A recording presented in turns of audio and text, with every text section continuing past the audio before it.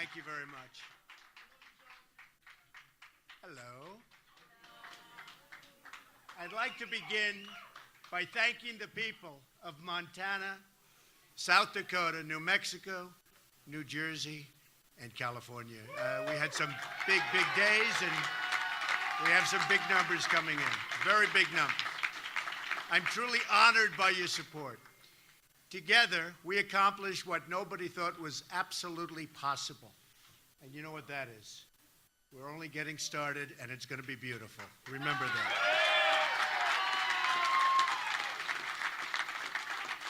Tonight, we close one chapter in history, and we begin another. Our campaign received more primary votes than any GOP campaign in history. No matter who it is, no matter who they are, we receive more votes. This is a great feeling. That's a great feeling. This is not a testament to me, but a testament to all of the people who believed real change, not Obama change, but real change is possible.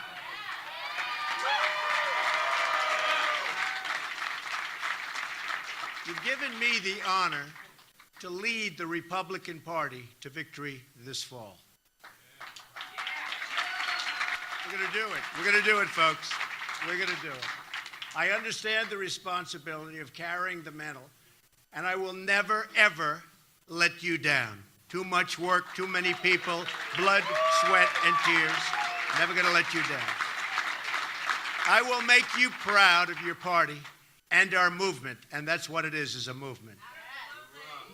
Now, recent polls have shown that I'm beating Hillary Clinton, and with all of her many problems and the tremendous mistakes that she's made, and she has made tremendous mistakes, we expect our lead to continue to grow and grow substantially.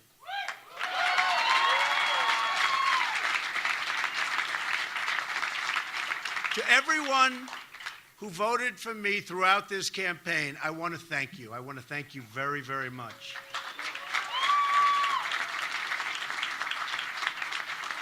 To those who voted for someone else in either party, I'll work hard to earn your support, and I will work very hard to earn that support. To all of those Bernie Sanders voters who have been left out in the cold by a rigged system of superdelegates, we welcome you with open arms. Believe me.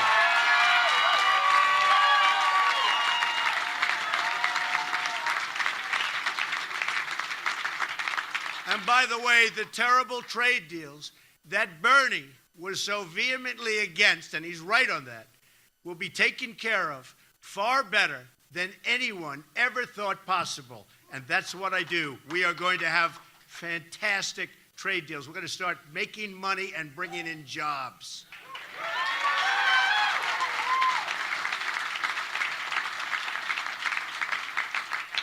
Now, I know some people say I'm too much of a fighter. My preference is always peace, however, and I've shown that. I've shown that for a long time. I've built an extraordinary business on relationships and deals that benefit all parties involved, always. My goal is always, again, to bring people together. But if I'm forced to fight for something I really care about, I will never, ever back down, and our country will never, ever back down.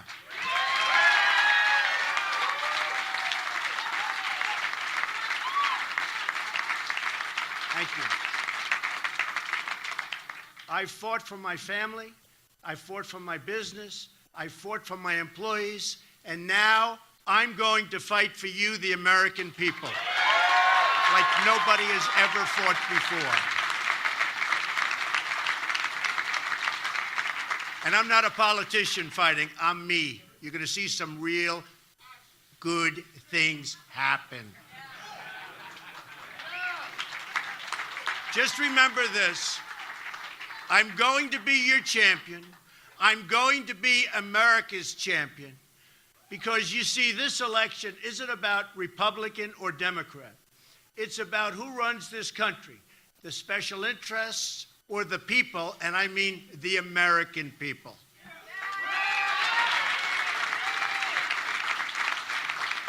Every election year, politicians promise change. Obama promised change, and it didn't work out too well. And every year, they fail to deliver. Why would politicians want to change a system that's totally rigged in order to keep them in power? That's what they're doing, folks. Why would politicians want to change a system that's made them and their friends very, very wealthy? I beat a rigged system by winning with overwhelming support, the only way you could have done it. Landslides all over the country, with every demographic on track to win 37 primary caucus victories in a field that began with 17 very talented people.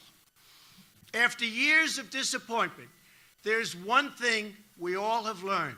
We can't fix the rigged system by relying on and I mean this so strongly, on the very people who rigged it. And they rigged it. And do not ever think anything differently. We can't solve our problems by counting on the politicians who created our problems. The Clintons have turned the politics of personal enrichment into an art form for themselves.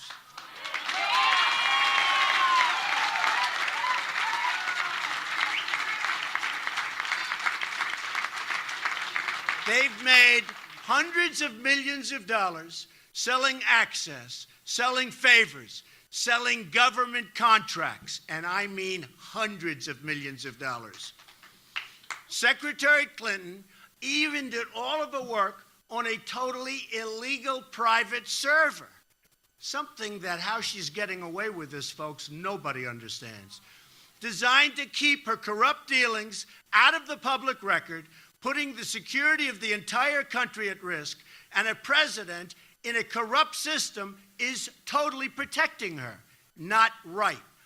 I am going to give a major speech on probably Monday of next week, and we're going to be discussing all of the things that have taken place with the Clintons. I think you're going to find it very informative and very, very interesting.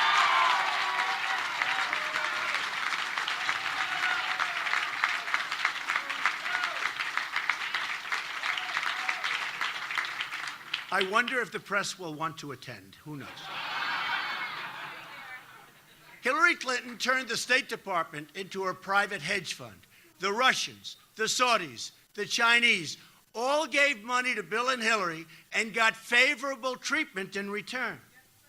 It's a sad day in America when foreign governments with deep pockets have more influence in our own country than our great citizens. I didn't need to do this. It's not easy, believe me. I didn't need to do it. But I felt I had to give back to our wonderful country, which has been so good to me and to my family.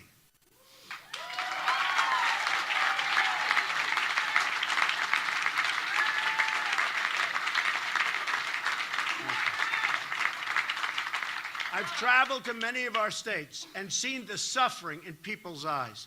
I visited communities in New York, New Jersey, Pennsylvania, Connecticut, Indiana, and Ohio, whose manufacturing yards, these jobs have virtually disappeared.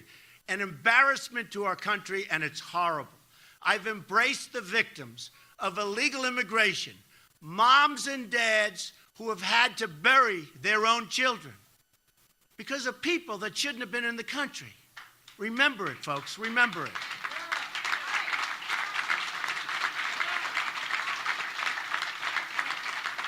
I visited the crumbling cities and the struggling schools. I've seen our dilapidated airports, highways, bridges, and I've compared them to other countries where we see facilities so far superior to ours, it's really not to be believed. Hard to imagine what's happened to our country. America is getting taken apart piece by piece, auctioned off, and just rapidly auctioned off to the highest bidder. We're broke. We're broke. We owe $19 trillion, going quickly to $21 trillion. Our infrastructure is a disaster. Our schools are failing. Crime is rising. People are scared.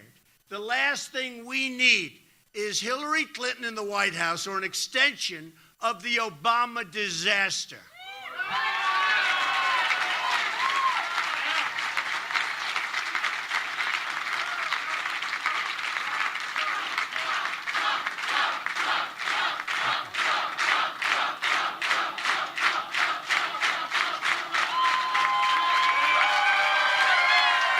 What a crowd, what a crowd. Thank you all very much. We love our country. We love our country. But we can turn this all around. We're going to do it by putting America first. That commitment is the foundation for change that's been missing, and it's been missing for a long time. It's important to understand what America first means. It means on foreign policy, we will never enter into any conflict unless it makes us safer as a nation. It has to make us safer as a nation. This is the opposite of Hillary's foreign policy, which invaded Libya, destabilized Iraq, unleashed ISIS, and threw Syria into chaos, and created the mass migration, which is wreaking havoc all over the world. And while putting Iran on the path to nuclear weapons and making them a dominant power in the Middle East. And they are dominant, and we have made them that way, folks. We have made them that way. Better hope I'm president.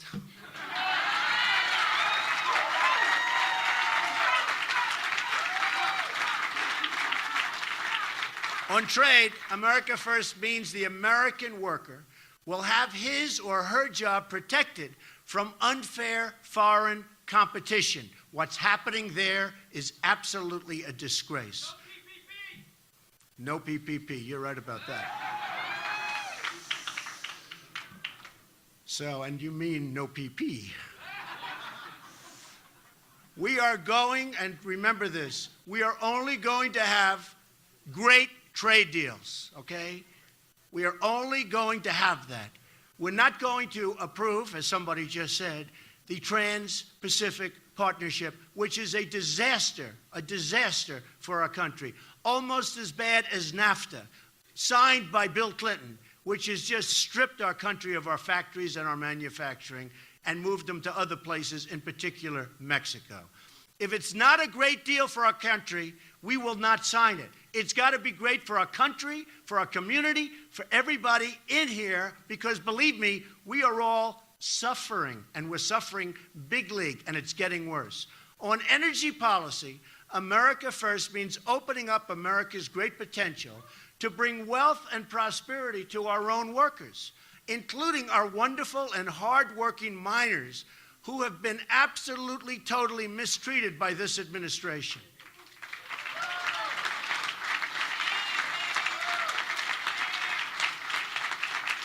On economic policy, America First means having tax and regulatory policies that keep jobs and wealth in the United States, substantially lowering taxes for middle-class Americans and businesses. Likewise, regulation, which is strangling our economy, which would be brought down from its present insane level, we will make it very, very good for our companies, for our small businesses, and for people that want to survive and do well in our country.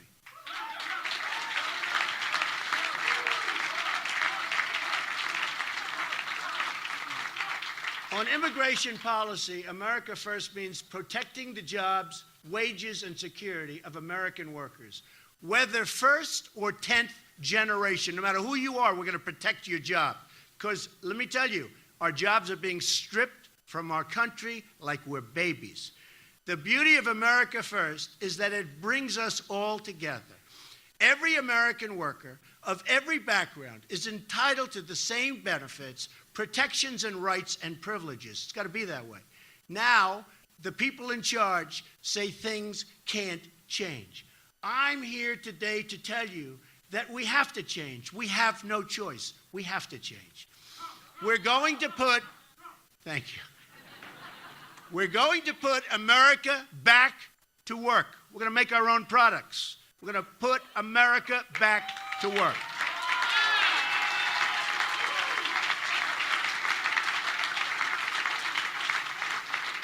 We're going to rebuild our inner cities, which are absolutely a shame and so sad. We're going to take care of our African American people that have been mistreated for so long.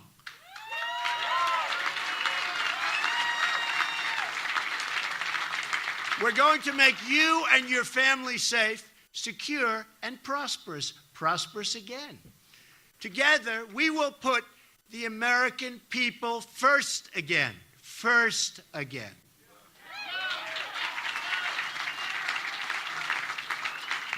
We will make our communities wealthy. We will make our cities safe again. We will make our country strong again. Ladies and gentlemen, we will make America great